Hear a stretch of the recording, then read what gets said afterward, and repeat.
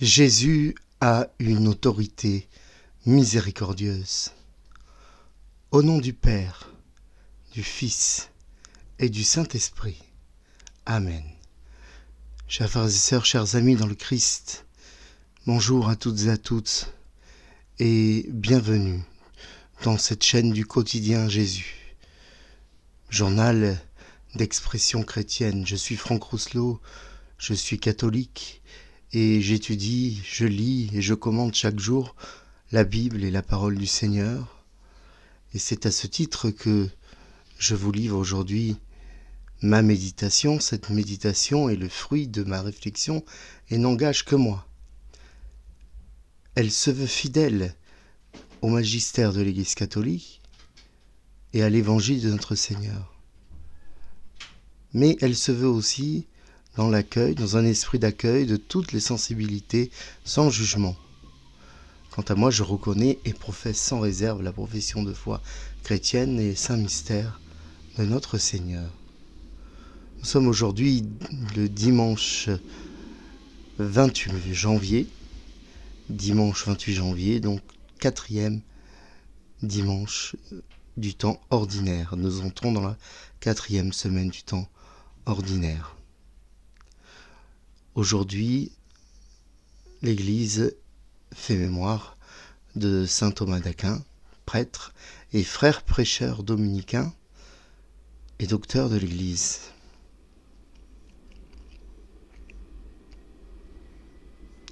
Demandons à l'Esprit Saint de venir nous habiter.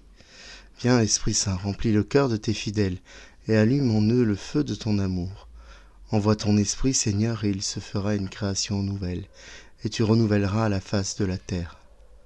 Ô Dieu qui a instruit les cœurs des fidèles par la lumière du Saint-Esprit, donne-nous par ce même esprit de comprendre et d'aimer ce qui est bien et de jouir sans cesse de ces divines consolations par Jésus-Christ notre Seigneur. Amen. Confions cette méditation au Seigneur en commençant par le remercier, en commençant par rendre grâce parce qu'il fait de bonnes choses pour nous. Alors remercions-le à haute voix et demandons-lui la paix dans les pays en guerre. Demandons-lui de protéger les enfants victimes d'abus. Nous prions aujourd'hui particulièrement en ce jour où nous allons parler d'autorité et de l'autorité de Jésus pour toutes les personnes qui sont dans l'attente de justice, qu'elles soient comblées de ton autorité divine, Seigneur. Pardonne-nous, Seigneur, car nous sommes pécheurs. Pardonne-nous parce que nous ne sommes pas capables de rendre une justice saine et sainte. Je confesse à Dieu Tout-Puissant et je reconnais devant vous, frères et sœurs, que j'ai péché en pensée, en parole, par action, par omission. Oui, j'ai vraiment péché. C'est pourquoi je supplie la bienheureuse Vierge Marie, les anges et tous les saints, et vous aussi, frères et sœurs, de prier pour moi, le Seigneur notre Dieu. Que Dieu Tout-Puissant nous fasse miséricorde, qu'il nous pardonne nos péchés et qu'il nous conduise jusqu'en sa vie éternelle. Amen. Seigneur, prends pitié. Ô Christ, prends pitié. Seigneur, prends pitié. Seigneur, écoute-nous. Seigneur, exauce-nous.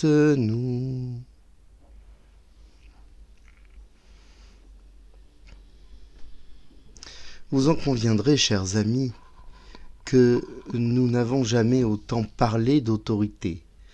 Autorité de l'État, autorité de son gouvernement, autorité du Parlement, autorité des enseignants, de la police et encore bien d'autres.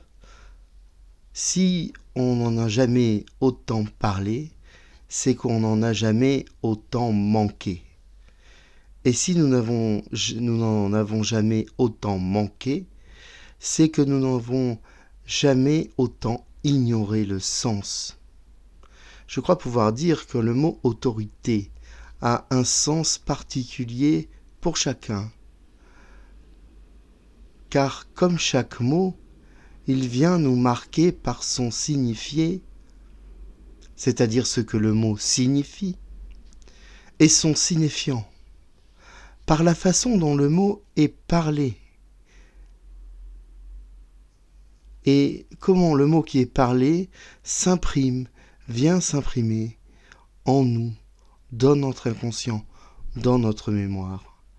Parfois, la simple évocation, la simple entente d'un mot, sans forcément qu'on arrive tout de suite au signifié de ce mot, au sens de ce mot, va nous renvoyer à quelque chose d'autre, parce que nous l'avons entendu à une époque importante, et donc nous avons ce renvoi.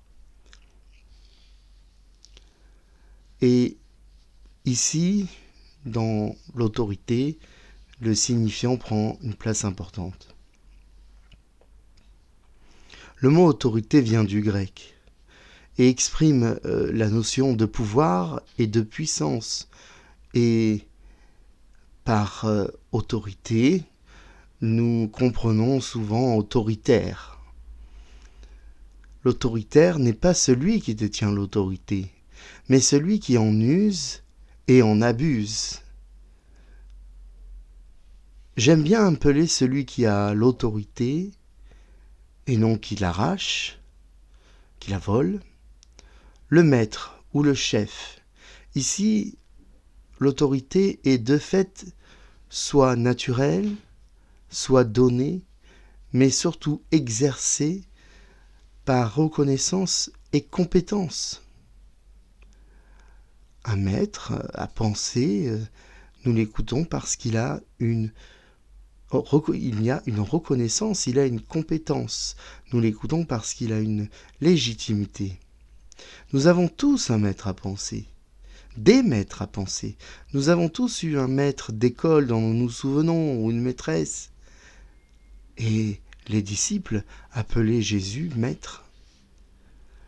Aujourd'hui, nous aimerions être libérés de toute autorité pour agir par nous-mêmes, de façon égoïste. C'est un peu l'idée du mouvement libéral, du monde libéral, qui n'a d'autre maître que le capital. Et c'est une catastrophe. Dans une nation, l'autorité et non l'autoritarisme, l'autorité est nécessaire à sa santé. Il nous faut pour cela accepter d'obéir. C'est pas facile d'obéir. Lorsqu'évidemment, l'ordre qu'on nous donne ne nous pousse pas au péché. Il peut y avoir parfois des cas de désobéissance, parce qu'on résiste à un ordre qui nous pousse au péché.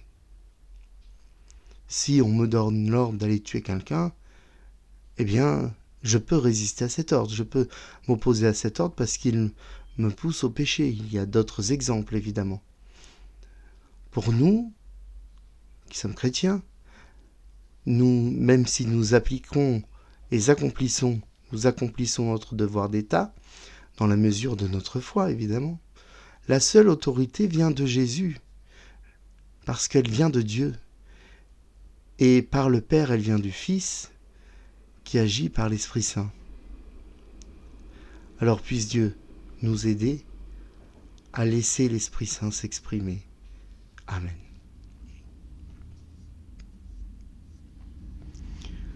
Nous lisons aujourd'hui dans l'Évangile de notre Seigneur Jésus-Christ, selon saint Marc au chapitre 1, 21-28. Jésus et ses disciples entrèrent à Capharnaüm. Aussitôt, le jour du sabbat, il se rendit à la synagogue et là il enseignait. On était frappé par son enseignement, car il enseignait en homme qui a autorité, et non pas comme les scribes. Or il y avait dans leur synagogue un homme tourmenté par un esprit impur, qui se mit à crier : « Que nous veux-tu, Jésus de Nazareth ? Es-tu venu pour nous perdre ? Je sais qui tu es le Saint de Dieu. » Jésus l'interpella vivement. « Tais-toi, sors de cet homme. » L'esprit impur le fit entrer en convulsion, puis poussant un grand cri, sortit de lui. Ils furent tous frappés de stupeur et se demandaient entre eux « Qu'est-ce que cela veut dire ?» Voilà un enseignement nouveau, donné avec autorité. Il commande même aux esprits impurs, et ils lui obéissent. Sa renommée se répandit aussitôt partout, dans toute la région de la Galilée. Nous acclamons ta parole. Louange à toi, Seigneur Jésus.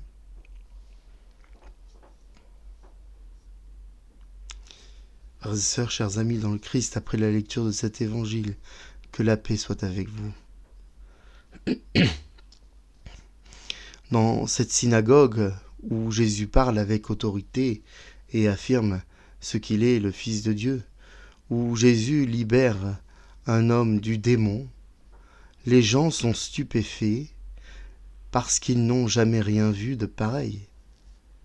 Et alors ils se posent cette question qui peut nous paraître naïve. Qu'est-ce que cela veut dire ? En vrai, ils n'y comprennent rien. Nous autres, nous avons les siècles de recherche théologique et biblique, archéologique, et nous y voyons plus clair. Et sommes tentés de penser que ces personnes du 1er siècle en Palestine, que ces personnes avaient un discernement bien élémentaire. Et pourtant, si nous lisons et relisons bien, nous tomberons sur la même conclusion. Nous n'y comprenons rien. Nous n'y comprenons rien. Il est d'abord tout à fait normal, chers amis, de ne pas comprendre l'Évangile. Je m'explique. L'Évangile est écrit clairement. Et si certaines traductions sont adressées à un public averti, d'autres sont plus accessibles, tout en gardant le sens et la valeur. Notre Bible liturgique francophone, par exemple, est bien équilibrée entre littéralité et dynamisme. Un texte littéral, c'est un texte qui colle au plus au texte d'origine, dans sa traduction évidemment. Un texte écrit de façon dynamique est un texte qui va s'autoriser quelques changements syntaxiques et de mots pour se faire comprendre de la personne d'aujourd'hui et surtout faire comprendre l'idée de la phrase. C'est très difficile de traduire la Bible, la traduction biblique, parce que nous notamment dans l'Ancien Testament, mais aussi dans le Nouveau, nous traduisons de l'hébreu et du grec. Et de l'hébreu, le français et l'hébreu n'ont pas grand-chose qui se ressemblent. Donc c'est assez compliqué. Et aussi faut-il pour les traducteurs de la Bible, il y en a eu énormément, beaucoup de recherches et de connaissances de cette même Bible et de sa tradition. Tout le monde peut comprendre ce que raconte l'Évangile, tout le monde. Mais nous ne sommes pas des personnes venues écouter une histoire. L'évangéliste n'est pas un conteur. Nos saintes écritures n'ont pas été dictées par Dieu. Cela n'est pas ainsi que nous, qui sommes chrétiens, pensons les choses. Chez les musulmans, par exemple, le Coran est considéré comme ayant été dit directement par Dieu via l'ange Gabriel à Mohammed. Plaçant donc l'arabe comme langue sainte, puisque c'est la langue qu'a utilisé selon les musulmans l'ange Gabriel. Quant à nous, nous proclamons que la Bible est inspirée par Dieu, ce qui est tout à fait différent, et que les personnes qui l'ont écrite l'ont fait par la force de l'Esprit Saint. Mais c'est elles qui l'ont écrite. Ce n'est pas une dictée, c'est une inspiration. La Bible a donc plusieurs réalités. Ce qu'elle raconte, ce qu'elle explique et ce qu'elle nous dit sur nous et pour nous dans le temps présent. La parole, et non le livre, nous parle. La Bible, si un jour vous entendez une Bible vous parler, allez consulter. C'est la parole qui nous parle. Et c'est en ce sens qu'elle est vivante. Et c'est en ce sens qu'il est normal que cette dernière fonction ne soit pas accessible directement à chacun, mais nécessite un enseignement. Et un enseignement, tout bonnement, l'homélie du prêtre. La messe est très complète si elle nous permet de vivre le sacrifice eucharistique et le saint sacrifice de notre Seigneur Jésus-Christ, qui est le sommet de la messe. Elle nous permet d'entendre la parole et elle nous permet de recevoir un enseignement qui vient du prêtre, qui est persona Christi, et ce prêtre a une formation pour nous expliquer la parole. Nous pouvons lui faire confiance. On peut aussi pratiquer une lecture plus approfondie de la Bible en lisant les commentaires. De nombreuses Bibles ont des commentaires très, très pertinents. Et nous avons la Bible de Jérusalem, évidemment, la Bible de la traduction œcuménique avec aussi des choses intéressantes. Des gens dans la synagogue disent tout d'abord que ce que dit Jésus est nouveau. Il y a quelque chose dans son discours qu'ils n'avaient jamais entendu. Ils disent ensuite que ce discours est donné avec autorité, non pas imposé, mais chargé de force, chargé de consistance. Jésus parle vrai. Jésus parle clair. Jésus parle un langage qu'ils comprennent. Cette autorité vient de sa légitimité. Déjà dans le Deutéronome, texte de la Torah, livre de la Torah, le Seigneur annonçait par Moïse la venue de cet homme, de ce prophète chez lequel il mettrait définitivement ses paroles.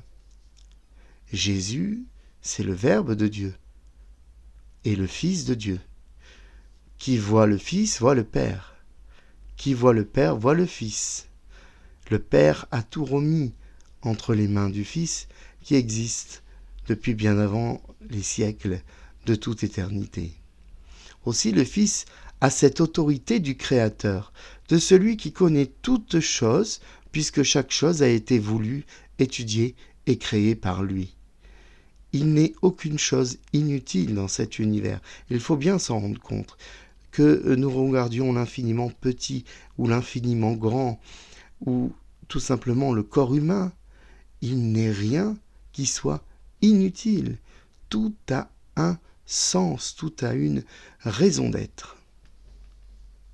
Toute chose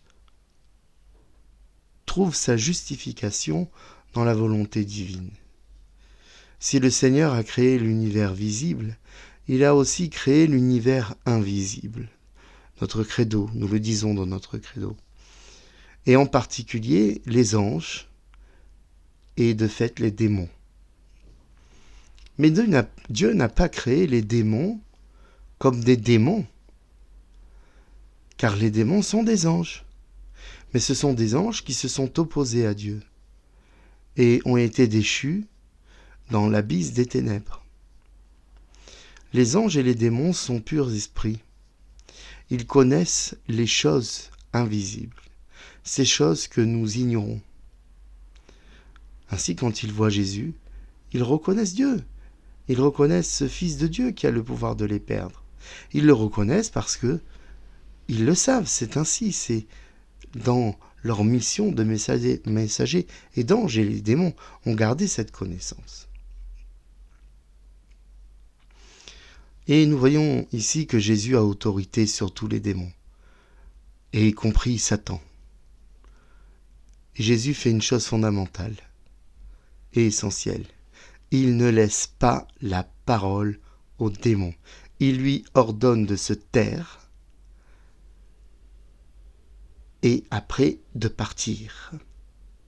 La langue du démon est fourchue, comme celle du serpent de l'Éden, qui s'est faite douce et rassurante dans ses propos pour corrompre Adam et Ève.